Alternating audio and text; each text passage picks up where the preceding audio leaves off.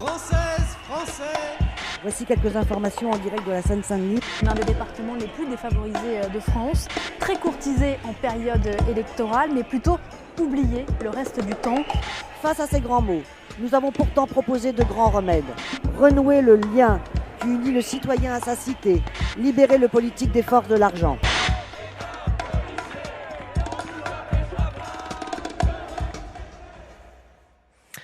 Bonjour et bienvenue pour la seconde émission de Perspective, mon podcast dédié à des sujets de société ou de politique nationale ou internationale, qui sont liés ou non d'ailleurs à l'actualité du moment.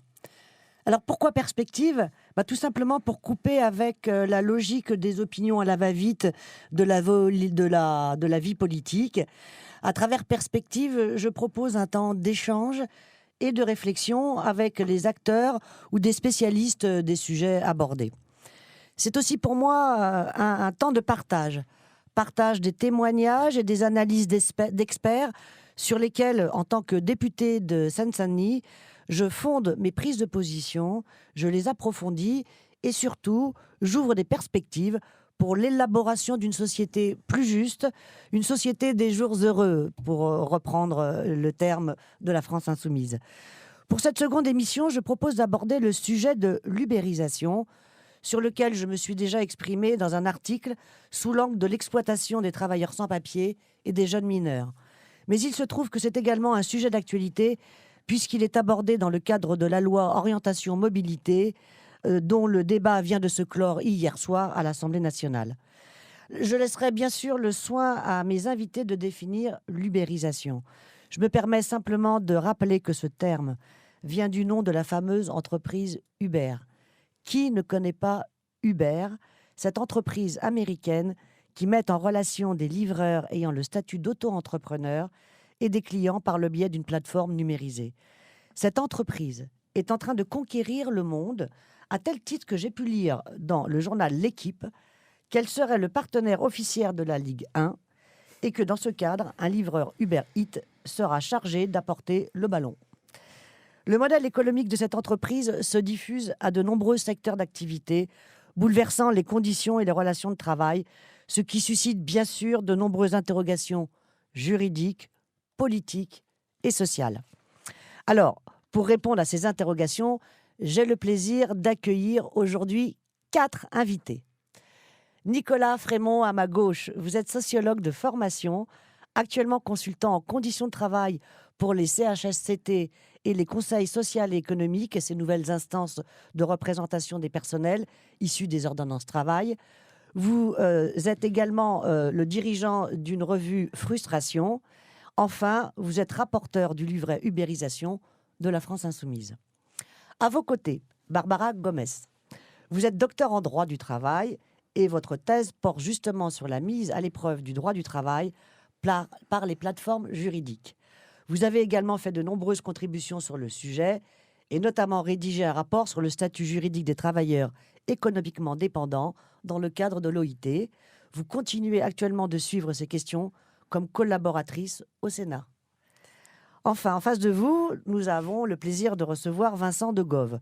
Vous êtes coopérateur de Olvo, une coopérative de livraison à vélo cargo qui se présente comme une alternative aux plateformes telles Uber. Vous nous préciserez ce qu'est Olvo et ce qui a prévalu à sa constitution. Simplement, je souhaite préciser qu'Olvo, votre coopérative, donc, est membre de COPcycle, qui est une fédération européenne créée en 2017 et qui représente une vingtaine d'organisations. Alors, nous avons justement dans ce contexte-là le plaisir d'accueillir notre 4e intervenante, Pauline Langlois, qui est justement coordinatrice d'équipe France et Belgique pour COPcycle et qui est également une juriste. Alors, pour commencer, peut-être, Nicolas Frémont, pouvez-vous préciser ce qu'est pour vous l'ubérisation et sur quel modèle économique cela se fonde ?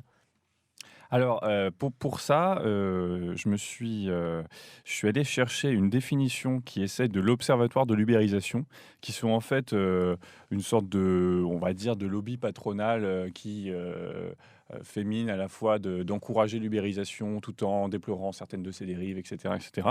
Et en fait, j'avais trouvé qu'ils avaient une définition très intéressante parce que très révélatrice. Ils disent sur leur site internet que l'ubérisation, c'est un changement rapide des rapports de force grâce au numérique. Et ils nous disent au carrefour de l'économie du partage, de l'innovation numérique, de la recherche de compétitivité et, ça c'est marrant, de la volonté d'indépendance des Français, ce phénomène est une lame de fond qui va petit à petit impacter tous les secteurs de l'économie traditionnelle des services. Alors évidemment, cette définition est bien trop positive pour être vraie. Ceci dit, elle trahit quelque chose dans le discours patronal qui est intéressant, c'est de dire que c'est un changement rapide des rapports de force grâce au numérique. Et ça, c'est vrai. C'est-à-dire que l'ubérisation, il y a plusieurs choses qui sont vraies. Effectivement, ça a été rendu possible par quand même le développement du numérique, d'Internet, etc., qui donne des outils inédits de mise en relation directe qui permettent de se passer de certains intermédiaires, etc. Mais aussi et surtout, moi je dirais, l'ubérisation, c'est une modification du rapport de force entre le capital et le travail, puisque ça conduit en réalité le patronat à se passer de toute une partie des règles qui ont été conquises et qui encadraient le salariat et qui en faisaient un rapport de force certes défavorable aux salariés, mais proposant tout de même une série de garanties qui avaient été arrachées de haute lutte. Et l'ubérisation et ses outils ont permis d'un seul coup de se passer de toute une série d'obligations, quasi toutes en réalité, associées au statut de salarié. Donc, je pense que pour définir l'ubérisation, il faut avoir en tête plusieurs choses. C'est-à-dire il y a plusieurs choses à éviter, on va dire, plusieurs pièges dans lesquels ne pas tomber. C'est-à-dire que ce n'est pas un processus naturel qui résulterait d'une évolution technologique. Internet permet des tas de choses, permet tout, permet le meilleur comme pour le pire, et là, on a eu plutôt le pire. L'ubérisation a été rendue possible aussi par des évolutions législatives. Et si, par exemple, on n'avait pas eu le statut d'auto-entrepreneur qui avait été créé sous Sarkozy et ensuite encouragé par tous les gouvernements successifs comme étant un nouveau statut génial permettant d'être son propre chef d'entreprise, qui d'ailleurs est un non-sens absolu, eh bien, on n'aurait pas eu cette évolution si rapide, parce qu'on n'aurait tout simplement pas eu la possibilité légale de faire travailler des gens pour des plateformes tout en étant leur propre patron, ce qui est quand même un contresens absolu. Donc dans l'ubérisation, je dirais que peut-être une autre chose intéressante, c'est cette façon de vouloir en fait créer un nouveau statut qui n'est pas nouveau. Voilà, et c'est ça qui est intéressant. C'est-à-dire que contrairement à ce que dit la définition du lobby patronal Observatoire de l'ubérisation, ce n'est pas une innovation. Au contraire, c'est une énorme régression, mais une régression d'un siècle, donc on a tendance à oublier qu'elle l'est, puisqu'en réalité, on revient à une structure du travail telle qu'elle était au XIXe siècle, où des gens travaillent à la tâche pour le patronat, qui en contrepartie ne donne que quelques pécules et rien d'autre, pas tout ce qui a été associé au statut de salarié au cours du XXe siècle.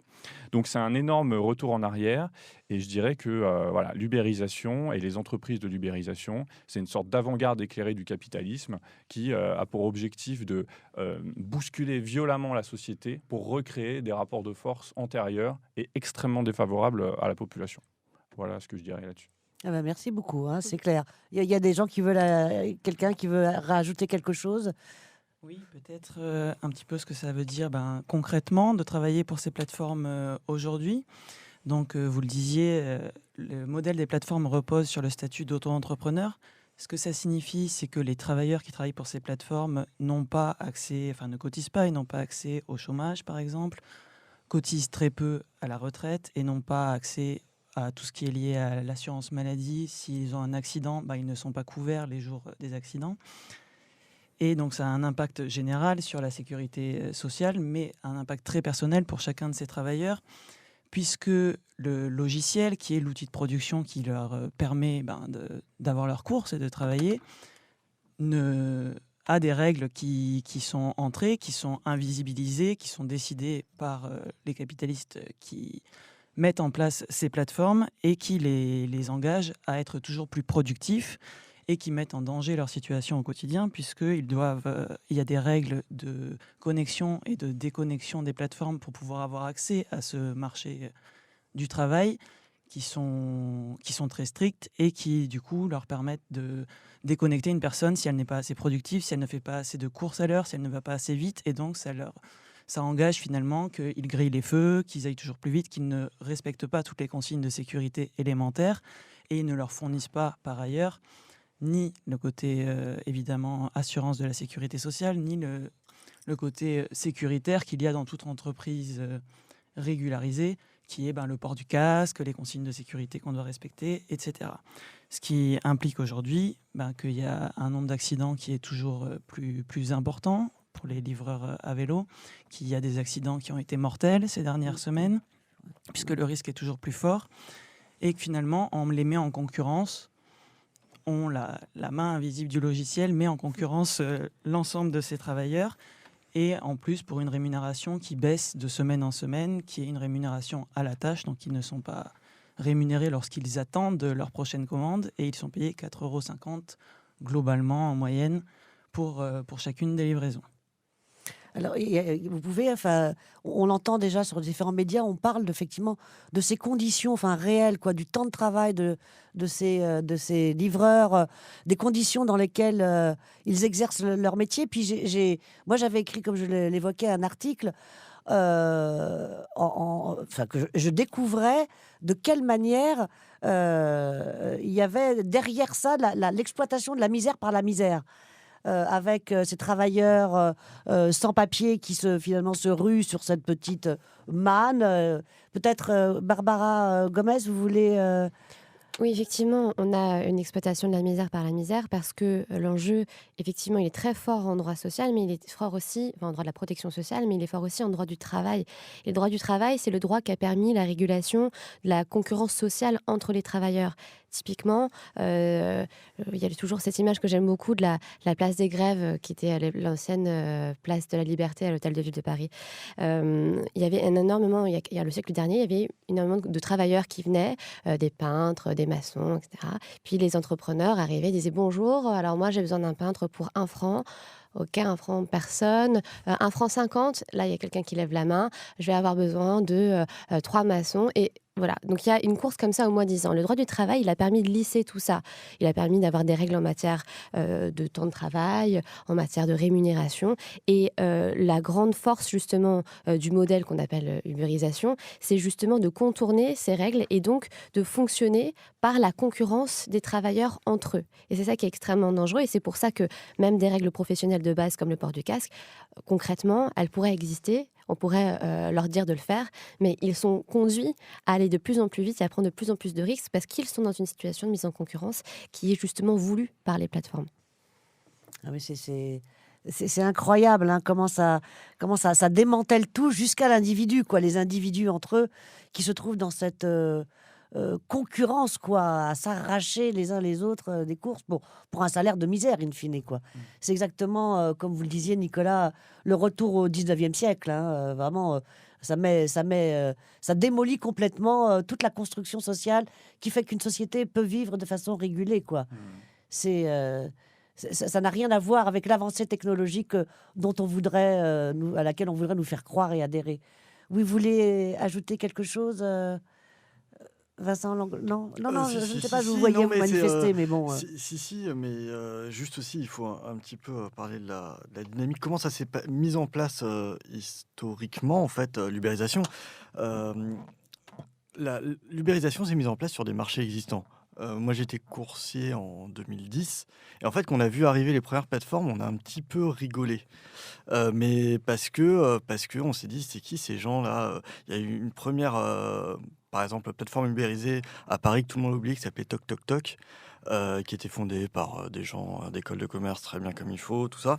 Et en fait, au début, c'est génial pour les coursiers. Et j'ai eu plusieurs camarades qui s'y sont mis parce que c'était comme Uber. C'était très bien payé à la course. Et donc, ils arrivent et ils payent bien. Et du coup, on est son propre patron. On n'a plus un employeur qui donne des ordres. On bosse quand on veut. On se connecte quand on veut. On gagne. On a des virements sur son compte en banque de 2500 €. C'est la grosse fête. Et en fait, ils arrivent et ils détruisent un marché comme ça. C'est passé pour le taxi, c'est passé pour la livraison. Un marché préexistant où il y a des entreprises avec des gens qui sont salariés en CDI. En fait, au fur et à mesure, les prix baissent et les coursiers, les anciens emplois n'existent plus, donc ils travaillent là-dedans. Et les conditions, et en fait, les prix baissent et en même temps, les coursiers ont tendance toujours à sous-estimer. C'est-à-dire que quand on rentre là-dedans, on voit un virement sur son compte en banque, c'est génial. Mais en fait, on oublie que derrière, il faut quand même payer ses charges sociales à l'URSSAF. Et qu'en fait, il faut aussi mettre de côté pour les congés, parce qu'il n'y a pas de congés payés, que si on est bien, il faudrait qu'on se paye une assurance, mais en fait, la plupart des coursiers ne se payent pas leur assurance, alors qu'ils devraient, etc., etc. Et ça coince. La seule histoire, c'est quand ça coince.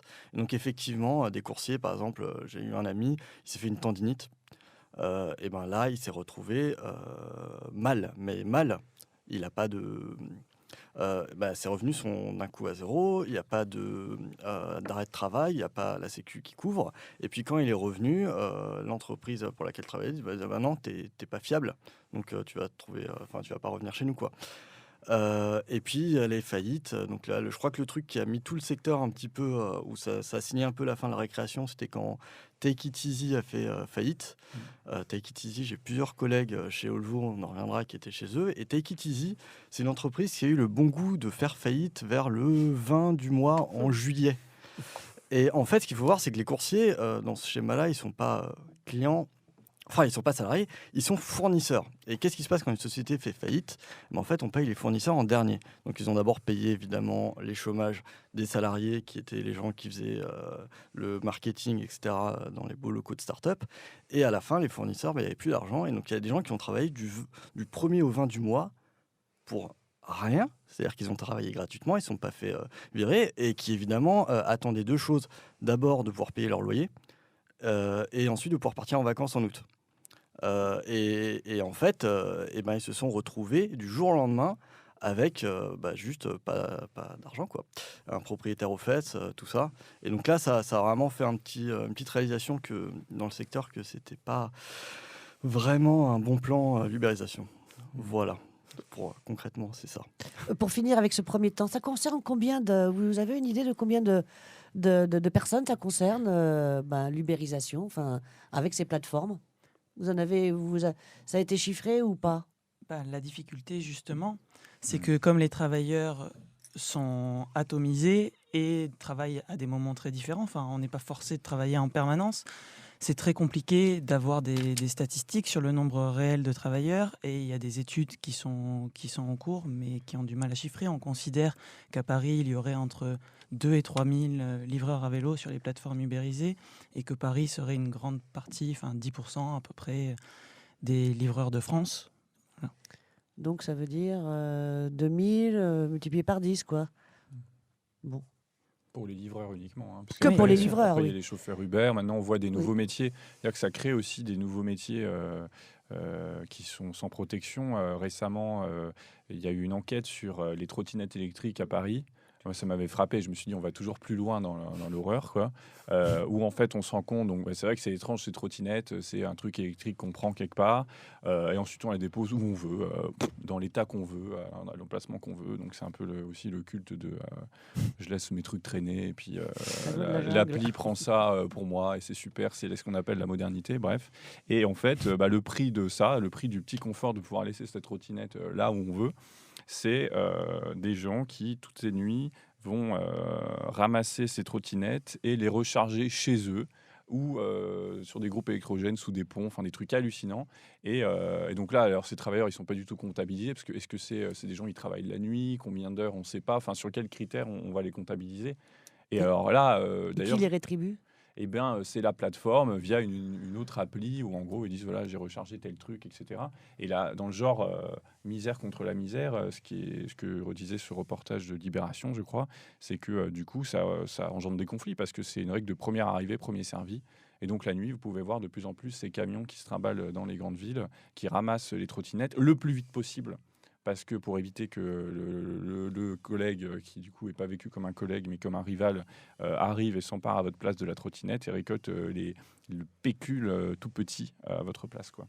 Donc en fait, je crois que j'ai l'impression que chaque année, on a des nouveaux métiers qui se créent, toujours plus flous et donc toujours plus difficiles à comptabiliser. Merci.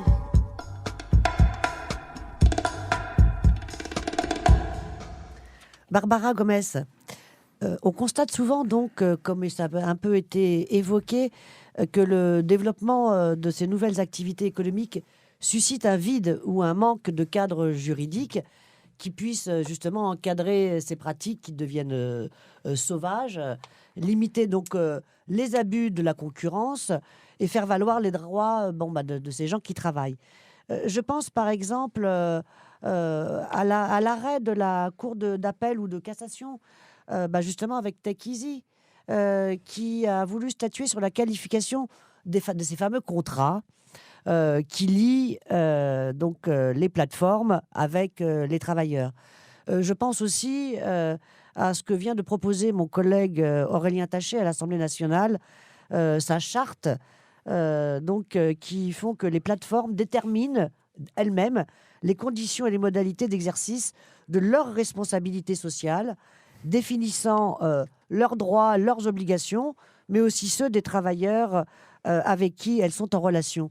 Que pensez-vous de ces tentatives juridiques ?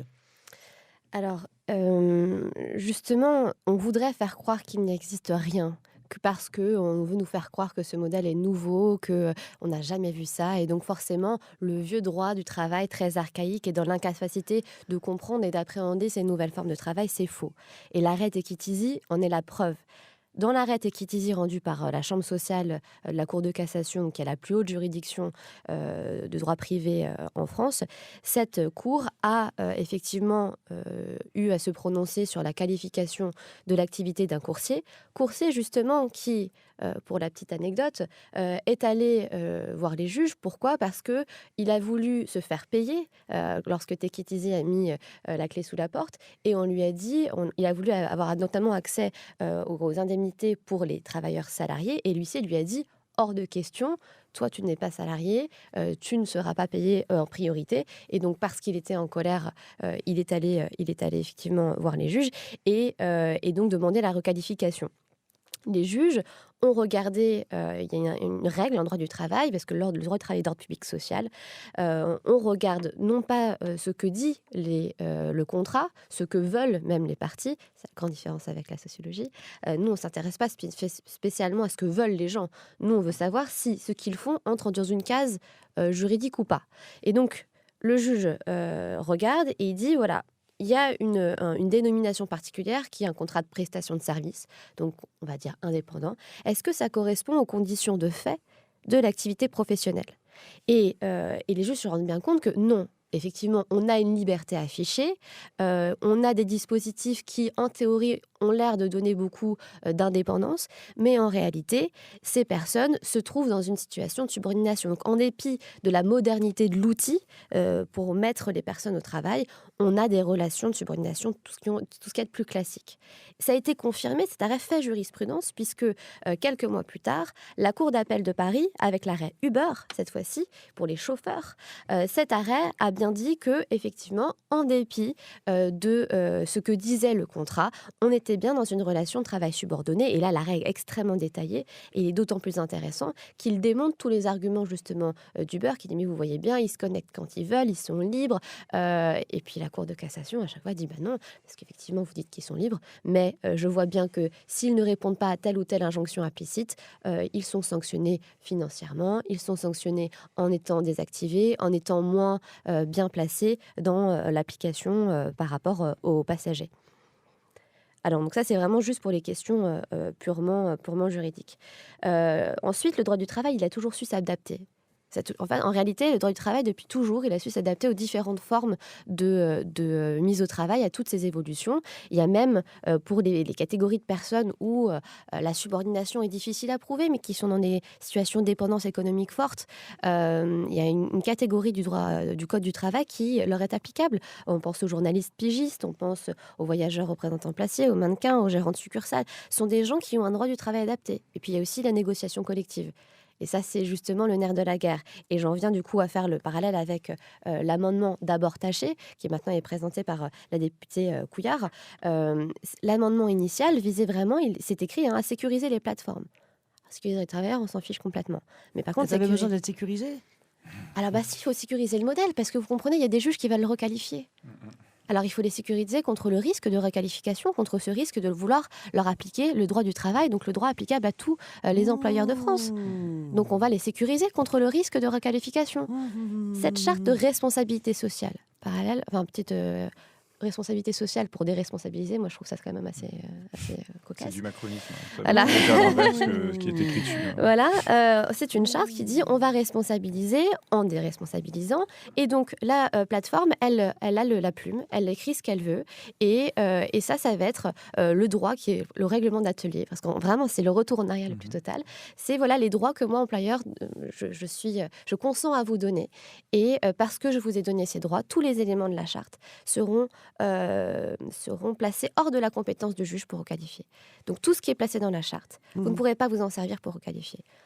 En théorie, le juge, il a toujours le droit de requalifier, sauf que le juge, il s'intéresse à quoi ? Il s'intéresse aux conditions de travail, à la façon dont est calculé le salaire. Et en fait, ça, ce sont des éléments qui sont compris dans la charte. Alors, l'amendement Taché a été revu et donc, je vous ai dit, un peu remasterisé par la députée Couillard. Aujourd'hui, il y a eu quelques légères modifications, mais parce que Taché est revenu un petit peu sur ses positions, il a compris que c'était intenable et il a notamment proposé une instance de dialogue social avec des élections pour les représentantes et les représentants des travailleurs. Seulement, évidemment, sa proposition, qui est la nouvelle proposition de loi, a été retirée. Donc aujourd'hui, l'État va, par ordonnance, déterminer pour au moins 1 an qui seront les représentants qui, cette fois-ci, donc, pourront discuter du contenu de la charte et des éléments. Donc il y a une légère modification, mais on voit bien la représentation que se fait la majorité gouvernementale du dialogue social. Voilà. Mais alors, l'idée d'une charte vous paraît intéressante ou pas intéressante ou alors, autre question ou autre manière de le formuler, est-ce qu'il existe un troisième terme entre le modèle salarial classique et les nouvelles formes de travail, enfin d'exploitation? Si oui, lesquelles? Voilà, on a bien compris que les entreprises ne souhaitaient absolument pas rentrer dans le cadre du droit du travail avec les charges que qui leur incombent. En même temps, quelle est la posture et quelle serait l'alternative, Vincent Langlois? De Gaulle. Pardon, De Gaulle. Alors, Là, voilà. C'est de nouveau ça. Je mêle les noms et les prénoms. Bon, c'est pas grave. c'est pas grave. Non, c'est... moi, quand j'entends ça, je m'insurge quand même un petit peu contre la posture des plateformes, parce que j'ai l'impression que c'est juste de la posture idéologique de ne pas vouloir donner des contrats de travail aux gens. Il faut savoir qu'en tout cas, sur la livraison, il existe une convention collective qui est la convention collective des transports routiers, qui est extrêmement flexible. Elle a été écrite par le patronat, cette convention collective. Je sais, j'en dépends. Et en fait, très honnêtement, salarier quelqu'un selon les termes de la convention collective des transports routiers, c'est pas extrêmement engageant et ça coûte pas non plus super cher. Nous, c'est ce qu'on fait. Pour qui c'est pas engageant? C'est pour l'employeur. Pour D'accord. l'employeur, enfin, je veux dire, c'est pas. On a, par exemple, il y a des facilités d'emploi du temps qui existent dans la convention collective qui rendent la vie extrêmement facile aux employeurs. Donc en fait, c'est vrai que j'ai un peu du mal à comprendre pourquoi, et j'ai l'impression qu'il y a vraiment juste de l'idéologie derrière, et on n'a pas envie de prendre de responsabilités, on n'a pas envie de se compliquer la vie de la part des plateformes, mais nous, on est sur le même marché qu'eux, donc en termes d'alternatives, on peut faire à l'ancienne, c'est-à-dire comme Olvo, mon entreprise. Nous, au final, on est une PME assez classique, on est une SARL qui est en train de faire son passage en SCOP. Mais en fait, le statut SCOP, donc coopérative, ne va pas changer fondamentalement l'organisation du travail, puisque finalement, une SCOP, ce n'est que des statuts en plus qui se rajoutent à un statut de SARL classique. Et ça marche pour nous. Et on a des employés, ils ont un emploi du temps, ils ont un CDI, ils ont un contrat du travail, et on se paye. Alors, on se paye un peu chichement, parce que un des problèmes qu'on n'a pas cité des plateformes, c'est qu'ils inondent le marché avec des prix très bas, mais que la plupart ne sont pas rentables. Et donc, se battre contre des gens qui, en fait, financent l'exploitation à perte avec littéralement des milliards de fonds d'investissement, c'est pas ultra évident. Nous, on est obligé de miser sur la qualité, ce qu'on fait, et du coup, on s'est fait un petit portefeuille de clients fidèles et qui comprennent ce qu'on fait et qui sont très contents d'avoir affaire en fait avec des gens qui ont par exemple un vrai lien de subordination avec leur livreur. C'est-à-dire que nous, nos clients, en fait, quand ils nous remontent une information, ils disent là, le livreur, il a fait n'importe quoi. Au lieu que ça soit juste une note qui se perde sur une application, etc., et ben derrière, il y a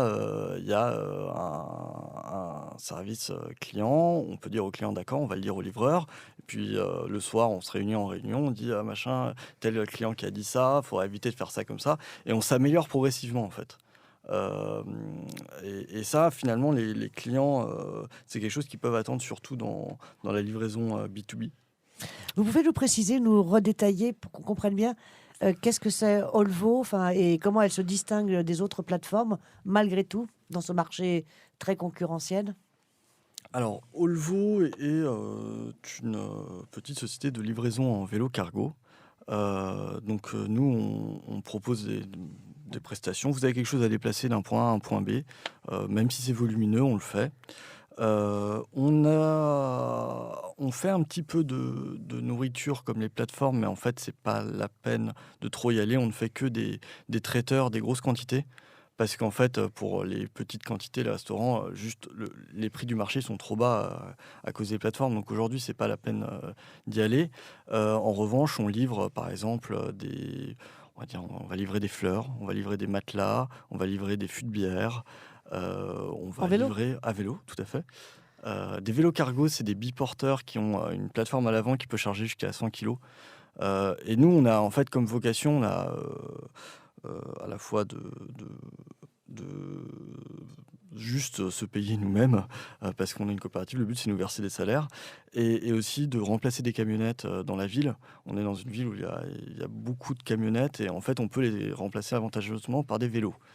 Voilà. D'accord. Ok, donc en fait, par rapport à des plateformes comme Uber, vous n'avez pas la même cible. Alors, on est en concurrence malgré tout avec certaines plateformes comme Stuart, B2U. On en découvre toutes les semaines. Toutes les semaines, il y a un entrepreneur qui essaie de créer sa plateforme ubérisée. C'est fatigant. Là, on a de la chance, c'est qu'elles font faillite les unes après les autres et que nous, on a une certaine résilience. Mais oui, il y a aussi des plateformes ubérisées qui transportent juste des colis. Mais ce qui est intéressant, c'est qu'on a des clients qui les essayent, ils sont séduits par les prix proposés par ces plateformes, et puis au bout d'un moment, ils se rendent compte que la qualité n'est pas là, et ils vont nous voir. Alors oui, il y a une négociation sur le prix, on doit dire oui, non, mais alors forcément, on paye des charges sociales, on est un petit peu plus cher, mais finalement, ils arrivent à comprendre ce qu'on fait et à venir chez nous. On affiche une belle croissance. Il y a un an, on était 7, aujourd'hui, on est 18. 18 salariés. 18 Du salariés. coup, des salariés, quoi. Alors, il y a des salariés, il y a une petite part. Alors, il faut être honnête. En fait, on fait un petit peu appel à des indépendants, mais nous, on les traite comme des indépendants. C'est-à-dire qu'on les utilise pour les points de travail. On s'assure qu'ils aient bien une activité à côté. C'est-à-dire qu'on n'a pas envie de devenir leur activité principale. Ce sont des indépendants qui travaillent pour plusieurs plateformes, plusieurs employeurs, ou alors qui sont étudiants à côté. En tout cas, on ne va pas faire, si on s'approche des 30 heures par semaine avec eux, c'est qu'il y a un vrai problème. Et on les paye à l'heure, avec un tarif fixe à l'heure et non à la tâche. D'accord. Voilà. Et donc ça nous permet d'absorber certaines pointes de travail. Mais ça représente, je crois que c'est même pas 20% des heures roulées. D'accord. Vous êtes situé sur quelle ville pour l'instant? Vous n'êtes pas sur l'ensemble de la France. Alors nous, on est uniquement à Paris. Et d'ailleurs, le but, c'est pas de devenir hégémonique et une grosse boîte, etc. Pour ça, on fait appel à nos collègues de CopCycle. En fait, on fait partie d'un réseau de coopératives européennes qui est en train de se constituer, d'associer progressivement. Donc à terme, on aimerait bien proposer, par exemple, à une entreprise qui veut faire livrer à Grenoble, à Strasbourg, à Nantes, à Paris, un réseau qui est capable d'assurer le même type de prestations. Mais nous, aujourd'hui, on est à Paris, on est parisien, on est content. Et on ne pense pas du tout s'étendre dans d'autres villes. Justement, Pauline Langlois, CopCycle, justement, qu'est-ce que ça doit permettre? Ou est-ce que c'est un outil qui permet de limiter, enfin de répondre aux limites de ce type d'alternative. Est-ce que c'est un outil qui permet de se confronter à l'énorme concurrence que représentent les plateformes? Bon, quel est le sens finalement de Copsalcle à l'échelle européenne? Donc c'est ça. C'est ça. Donc, par rapport aux problématiques qu'on évoque depuis le début de l'émission, on répond à travers deux aspects. Le premier, c'est sur le côté, sur l'algorithme qui fixe les règles de travail. Donc, nous, ce qu'on a fait, c'est qu'on a développé une plateforme, on développe, toujours évidemment, c'est en évolution continue, une plateforme coopérative. Donc, c'est-à-dire qu'il y a un logiciel qui est aussi vaillant et ergonomique que les logiciels des plateformes de livraison à vélo tels qu'on les connaît, et qui est un bien commun, c'est-à-dire qu'il est accessible à tous en open source en ligne. Il peut être utilisé par toute société de livraison à vélo qui souhaite le mettre en place et le reproduire. En adhérant à votre coopérative? Non, justement, l'idée sur le logiciel, c'est que c'est open source, mais par contre, il est protégé par une licence qu'on a constituée spécifiquement, qui est la première dans ce sens-là, qui limite l'accès au logiciel aux entreprises qui salarient leurs travailleurs. Et donc il y a une double condition qui est le salariat et une obligation de répartition égale de la valeur entre les travailleurs et démocratique. Donc, globalement, c'est fermé aux entreprises de l'économie sociale et solidaire. Enfin, c'est uniquement ouvert aux entreprises de l'économie sociale et solidaire qui sont coopératives ou associations. Donc ça, c'est le premier pan. Et du coup, ça permet que ce soit les travailleurs qui fixent les règles de fonctionnement du logiciel et donc qui se réapproprient leurs moyens de production, finalement, et qui décident de ne pas s'exclure, fixer certaines règles très contraignantes pour leur travail. Et à côté de ça, puisque ça ne suffit pas, ce qu'on fait, c'est qu'on constitue donc une coopérative européenne en regroupant un réseau. Donc aujourd'hui, on a une trentaine de collectifs à travers 6 pays d'Europe, donc en France, en Espagne, en Italie, en Belgique, en Angleterre et en Allemagne, qui sont regroupés autour du projet Copcycle, et on est en train de constituer ensemble un réseau de mutualisation de services qui ont été décidés donc par l'ensemble des collectifs, qui vont donc du logiciel, bien évidemment. Donc très concrètement, on a des développeurs qui sont là pour le faire évoluer suivant les besoins de ces collectifs. Mais au-delà de ça, on met en place des services d'achat groupé, des services de communication, de démarchage commercial, de coordination entre les différents services et entre les différents collectifs pour que les informations circulent et pour qu'ils puissent aussi, on organise aussi l'aspect partage de savoir et de connaissances et l'aide à la constitution de nouveaux collectifs dans différentes villes. On est contacté chaque semaine par 2 à 10 personnes, soit de manière complètement autonome, soit des collectifs qui veulent se constituer ou qui existent déjà et qui veulent savoir quelles sont les conditions, comment faire pour rejoindre le réseau. Donc on répond en partie évidemment à cette problématique puisque, comme le disait Vincent, aujourd'hui les collectifs fonctionnent beaucoup sur la diversification des activités et on ne peut pas pour l'heure être concurrentiel sur la partie food tech qui travaille à perte, c'est-à-dire la livraison de plats, ou concrètement, si quelqu'un décide demain de se faire livrer sa pizza à 12 € chez lui tout seul, avec 12 € pour une livraison de plats, on ne peut pas en plus payer un travailleur au SMIC horaire et à minima, et en plus rémunérer les clients, les restaurants évidemment. Et donc, ça permet aussi, certains collectifs travaillent sur de la livraison de plats. L'application le fait également. C'est par exemple le cas à Liège aujourd'hui, ou à Lyon, ou à Poitiers.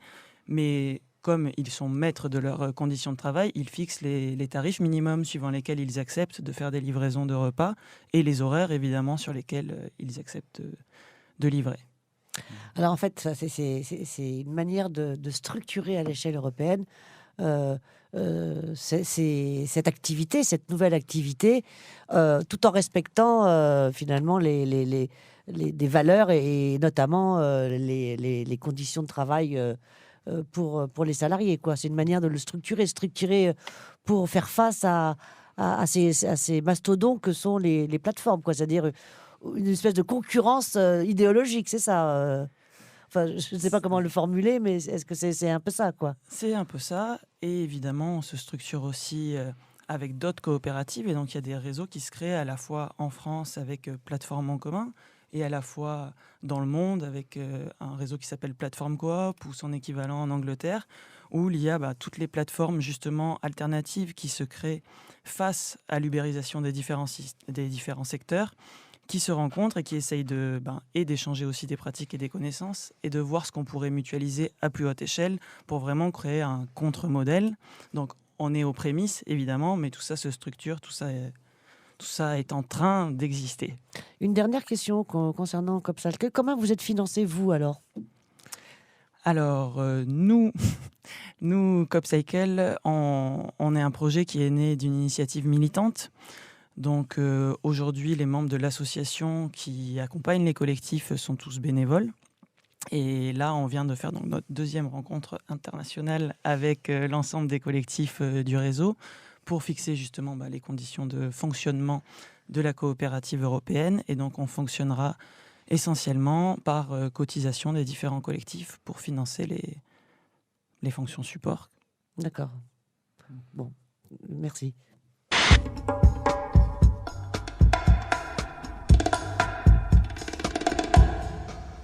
Bon, si je reprends ce qu'on s'est dit juste avant, je posais une question. Existe-t-il un troisième terme entre le modèle salarial classique? Visiblement, non, je ne l'ai pas vu. Mais bon, peut-être si, Nicolas Framont. Non, je pense que, en fait, bien sûr qu'il va falloir, ce qui est intéressant, c'est que, comme disent les capitalistes, c'est comme si notre modèle social était challengé par de nouveaux ennemis. Et donc, quand on est dans le camp, on va dire, du salariat, et nous, on dit du peuple, mais bon, voilà, on doit s'adapter à cette nouvelle donne et faire face à ces nouveaux ennemis de classe que sont les plateformes et leur patronat. Et donc, ça nécessite effectivement des initiatives donc qui sont soit juridiques, politiques, soit effectivement qui viennent de militants. Et ça, c'est quand même très intéressant. Donc, de fait, ça crée une sorte de troisième voie, sauf que ce qu'on voit, c'est que nous, on prétend pas être dans une logique différente que celle qui a prévalu dans tout notre combat politique depuis le début du capitalisme. Et d'ailleurs, moi, je pense que l'horizon peut être toujours le même dans ce cadre-là. Pour moi, il n'a pas été perdu de vue. C'est-à-dire que le salariat, face à ces ennemis-là, c'est quelque chose qu'il faut évidemment défendre et préserver. Mais l'objectif de notre combat émancipateur, c'est d'en finir avec le salariat, sauf en donnant le pouvoir aux travailleurs. Et donc, ce qui est intéressant, à travers ce que vous racontez de vos expériences, c'est que, justement, on peut voir que c'est une opportunité aussi pour aller vers ce nouvel horizon. Cet horizon qu'on a poursuivi depuis près de 2 siècles. Et que le numérique a pu être un nouvel outil d'oppression des capitalistes sur les travailleurs, mais ça peut aussi devenir, et ce genre d'initiative le montre, un outil d'émancipation et de combat politique pour les travailleurs. Il n'y a pas de raison que le numérique profite que aux dominants. Et donc je trouve ça super encourageant dans ce sens-là. L'occasion d'une remise en cause du rapport travail-capital qui existe depuis qu'existe le rapport travail-capital. Vieux combat, nouveaux outils, quoi. Et moi, je pense que ça le montre vachement bien. Je voulais juste faire une petite parenthèse par rapport à ce que Pauline expliquait avant.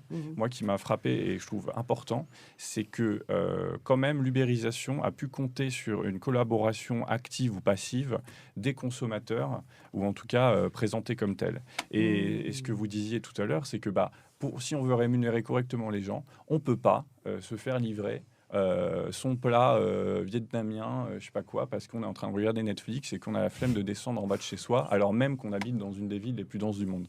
Et ça, je pense qu'il faut vraiment que tout le monde ait en tête. Et à l'heure où des gens veulent changer leurs habitudes de consommation pour des raisons écologiques à juste titre, faut pas oublier qu'on doit aussi changer nos habitudes de consommation pour des raisons sociales. Et que moi, quand je vois les publicités Uber Eats, c'est le comble du cynisme. C'est-à-dire que c'est une main, la main du travailleur, on ne voit que sa main, parfois on ne voit même pas sa main, on ne voit rien, qui apporte l'objet, le repas au consommateur qui lui est magnifié, parce que c'est toujours un cadre qui dans la journée a eu tellement d'idées brillantes que le soir il a bien besoin qu'il arbinise quelqu'un d'autre pour venir lui filer à bouffer, et des plats variés s'il vous plaît, et chaud. Oui, Alors, vous voyez, on peut pas avoir le beurre et l'argent du beurre, et je pense que là faut aussi briser ce truc-là et dire vous payez les choses au juste prix, c'est payer le travail à son juste prix. En effet. Oui. En fait, je pense qu'il y a quand même quelque chose qui est intéressant avec l'ubérisation, c'est que l'ubérisation, de ce que je vois, et je vois autour de moi, de mes amis, ça révèle d'un mouvement un petit peu plus sur le long terme du capitalisme, qui est de remplacer la relation entre les gens qui avant était une relation employeur-employé par une relation fournisseur-client. L'ubérisation, c'est la forme la plus dégradée, ultime, cynique de ça, mais c'est quelque chose qui arrive quand même dans beaucoup de travail. Enfin, on a commencé par l'intérim, par la sous-traitance, etc. Et en fait, je ne sais pas, réfléchissez aux gens qui travaillent autour de vous. Combien sont dans une relation en fait contractuelle, fournisseur-client, avec la personne qui leur donne directement des ordres. Et moi, de ce que je vois autour de moi, c'est qu'il y en a quand même beaucoup. Ça passe par l'ubérisation, mais pas que. On va prendre un exemple, par exemple, les gens qui font l'accueil dans les sociétés. Il y a 15 ans, c'était des gens qui étaient directement employés par la société. Aujourd'hui, ça passe par de la sous-traitance. Mais en fait, remplacer une relation patron-employé par client-fournisseur, ça pose énormément de problèmes. Si on prend ces gens-là, par exemple, c'est eux, s'ils parlent mal au PDG qui monte l'escalier, le risque qu'ils ont, c'est pas qu'ils se retrouvent avec, je sais pas, un blâme et être défendu par les représentants du personnel et que ça fasse... C'est juste que le PDG prenne le téléphone et dise la personne à laquelle je veux plus la voir. Et alors qu'elle était à Paris 10e, COSI, on l'envoie à Villeneuve-la-Garenne à 1h30 de métro de chez elle, quoi. Et ça, enfin, c'est une situation qui je la prends parce qu'elle existe. Et ça, c'est... Alors, du coup, je me demande, moi, personnellement, je me demande qu'est-ce qu'on peut faire dans l'économie pour aller à l'envers. Enfin, et puis, ça pose aussi des problèmes de qualité. Je prends un autre exemple que je connais bien, c'est la production de logiciels. Aujourd'hui, le logiciel, très souvent, c'est produit par des SS2I. Même pour l'État. Là, il y a eu un nouveau site pour le référendum. Je ne sais pas quelle est la SS2I derrière, mais c'est un peu pourri. C'est pas terrible pour l'instant. C'est pas terrible, mais pourquoi ? Parce que au lieu qu'il y ait quelqu'un qui pense à l'intérêt direct de son employeur, enfin, en fait, c'est plus son employeur, il pense à lui retirer de l'argent, donc à faire le truc le plus pourri, le plus rapidement possible pour en tirer le plus d'argent. Et beaucoup de logiciels est fait comme ça, et ça pose des problèmes de qualité derrière. Voilà, donc je sais pas quelle est la solution à ça. Faut peut-être faire évoluer le code du travail. Il y a une solution, mais qu'on met sur le tapis, je sais pas. Nous, on est un peu, quand je vous dis, de temps en temps, on fait appel à les indépendants. On est un peu gênés aux entournures d'avoir une relation client-fournisseur avec eux. On va pas se mentir, on aimerait bien avoir une autre relation avec eux. Il n'y a pas de statut juridique aujourd'hui qui existe. Le problème, c'est que si on crée un tel statut juridique, on va dire de micro-CDD, ça peut très vite dériver avec des employeurs qui seraient moins scrupuleux que nous. Donc, je ne sais pas si c'est une bonne idée. C'est une piste qui mérite d'être posée. Je ne sais pas, une sorte d'intermittence généralisée de la société, à voir. Barbara Gomez, justement, vous vouliez réagir par rapport à ce qu'il disait, puis sur cette piste d'un juridique, là, d'une autre forme de... Effectivement, le risque, c'est que ce type de régime serait sans doute très vite repris avec des perspectives moins bien intentionnées, en tout cas, et c'est ça le grand danger. Mais ça me rappelle ce que vous disiez tout à l'heure sur l'idéologie derrière tout ça, et on sent qu'effectivement, tout ça est un projet idéologique. Depuis déjà des dizaines et des dizaines d'années, et ça s'est renforcé avec cette nouvelle présidence, on a une politique qui vise, en droit du travail, à nier l'existence d'un rapport de force, à nier l'existence d'un rapport d'exploitation. Et c'est la raison pour laquelle, pour répondre à la question du troisième statut, il n'y a pas de troisième statut. Parce que soit on est exploité, soit on n'est pas exploité. Il y a des diversités dans l'exploitation. Et le droit du travail, encore une fois, a toujours su répondre à cette diversité avec une grande flexibilité, que ce soit par les conventions collectives ou dans le code du travail. On sait faire, on sait s'adapter, il n'y a pas de souci. Par contre, est-ce qu'on est dans un rapport d'exploitation ou est-ce qu'on ne l'est pas ? Aujourd'hui, en droit du travail, la traduction juridique de rapport d'exploitation, c'est subordination juridique. Mais même cette subordination juridique, elle a toujours été très largement conçue. Dedans, on met du service organisé, on met de la dépendance économique, on met plein de choses. Le droit du travail a toujours été très flexible, en fait, en réalité. Donc, le discours très critique sur le droit du travail est lui aussi, effectivement, idéologique. On a vocation, effectivement, à dire ça ne marche pas pour appliquer autre chose et pour appliquer un projet libéral. Pareil sur la déresponsabilisation des consommateurs, que ce soit avec les trottinettes ou pas, ou avec le burger qui est commandé parce que on a la flemme de descendre de chez soi. Dans le cadre du collectif qu'on a monté au Sénat avec des travailleurs des plateformes et plus particulièrement des coursiers, le collectif Pédale et Tais-toi, on a fait un petit tour de France. À l'occasion de ce tour de France, on discutait de ça. Et puis, au détour d'une conversation, on s'est dit, en fait, ce qu'il faudrait, c'est faire payer le prix de la flemme. C'est-à-dire qu'à un moment donné, tu as envie de te faire livrer ton burger chez toi, bah ouais, ok, mais sauf que derrière, il y a quelqu'un qui te le ramène et qui est en train de bosser, qui a besoin de cet argent pour vivre et pour aussi se construire un futur, parce que je pense aussi à la protection sociale et aux cotisations sociales.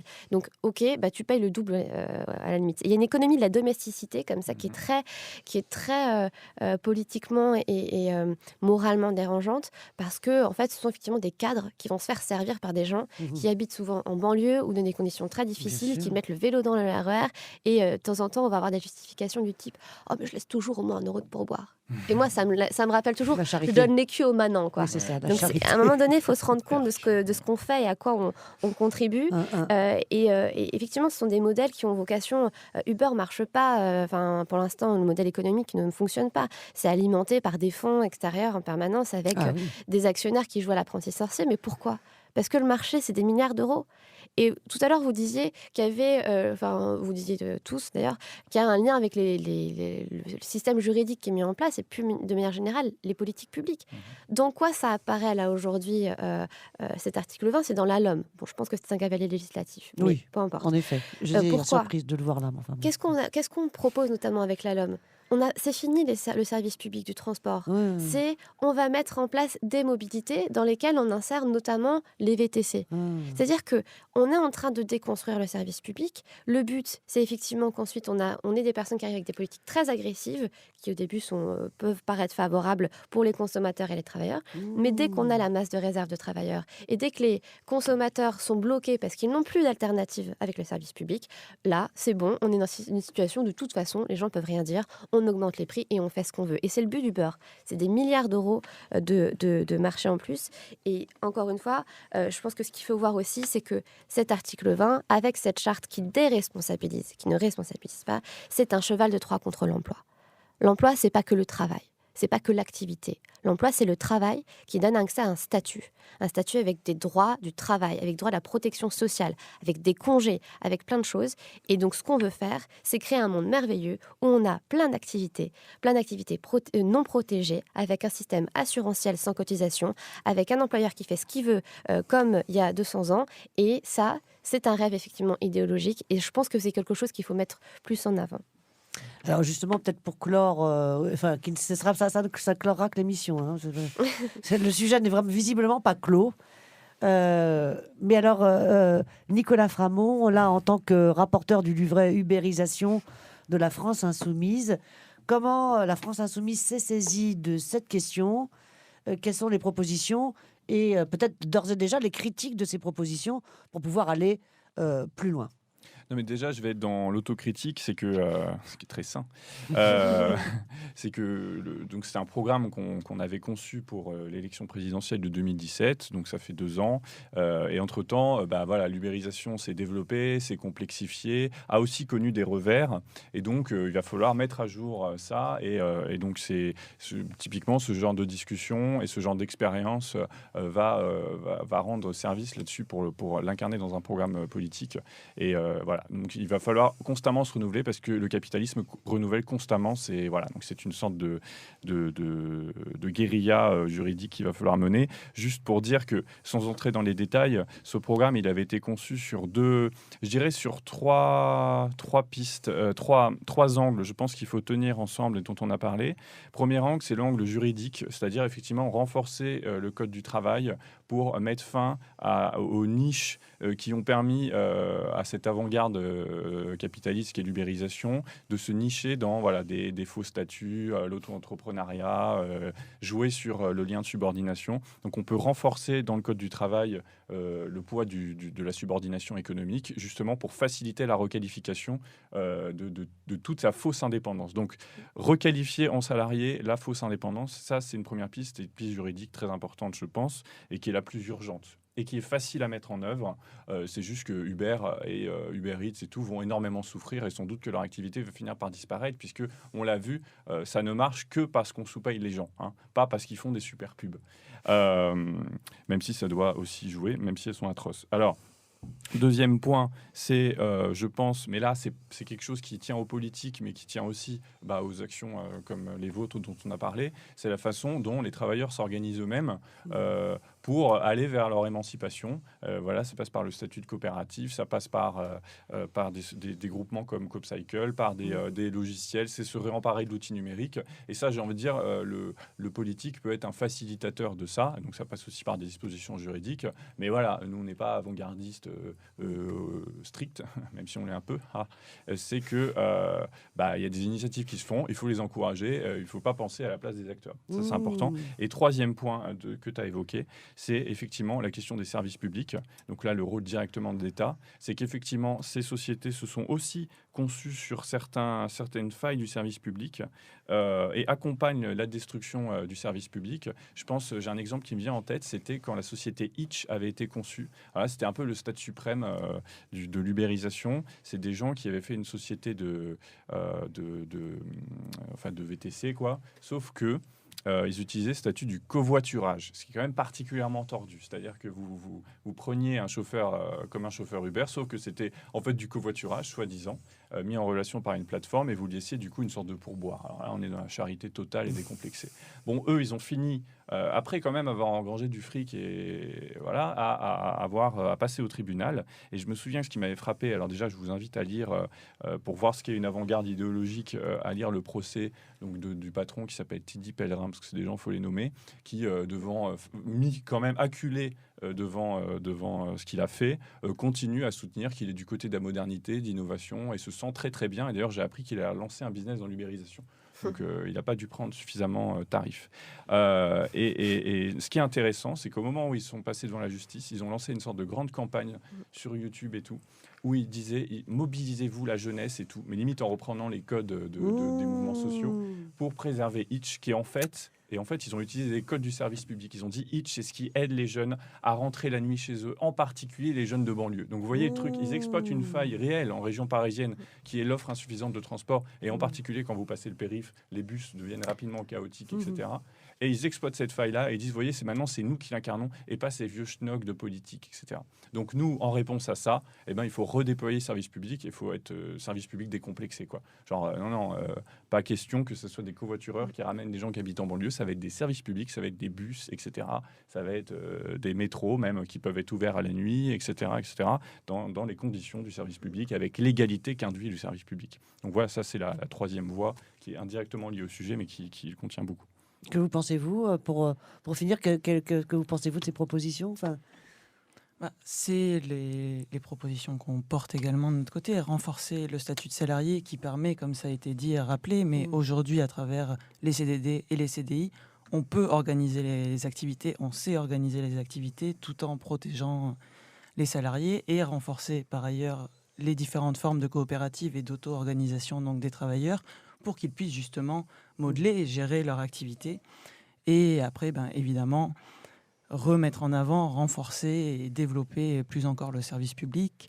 Et c'est pour ça que les alternatives sont intéressantes également, puisque l'objectif, c'est pas de créer des alternatives pour créer des alternatives. Si ça pouvait être fait, si on avait pu faire un service public, on aurait créé un service public. D'accord. Force est de constater que l'ambiance n'était pas à la création de nouveaux services publics. C'était les premiers échanges qu'on avait avec les politiques il y a 2 ans. Et donc, on s'est dit, créons autre chose. Et quand l'heure sera venue, ils pourront se réapproprier les outils que nous créons à cet effet. Vous êtes en train de créer le service public du futur, quoi, c'est ça, si tant est qu'une On politique espère. l'a mise en place, que les politiques s'en saisissent. Merci vraiment beaucoup pour toutes ces précisions, à la fois techniques, d'innovation, ce qui existe, et surtout, ce que je découvre toujours, pourtant je le sais, mais ce que vous me faites découvrir, c'est cette histoire d'idéologie qui rampe partout, par tous les moyens, avec sa communication, cette idéologie capitaliste qui dont on se saisit tous, y compris jusqu'à aller faire chercher son burger ou séduire les jeunes des banlieues pour se faire retransporter le soir. Tout ça, ça correspond, ça c'est saisi par ceux qui veulent faire du profit et je trouve que ça a été bien exposé. Voilà, ça, je vous en remercie.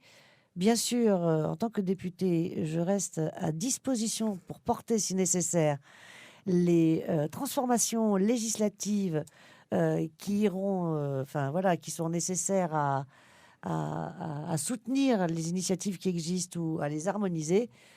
Pas seule, je ne serai pas seule, je serai aussi avec ma collègue députée européenne, puisqu'il existe aussi donc, cette initiative qui se développe à l'échelle européenne. Et je crois que vous ouvrez, je trouve, des perspectives de réflexion et d'action pour contrer ce modèle. Voilà, merci beaucoup, vraiment merci. Françaises, Français, Voici quelques informations en direct de la Seine-Saint-Denis. L'un des départements les plus défavorisés de France, très courtisé en période électorale, mais plutôt oublié le reste du temps. Face à ces grands mots, nous avons pourtant proposé de grands remèdes. Renouer le lien qui unit le citoyen à sa cité, libérer le politique des forces de l'argent.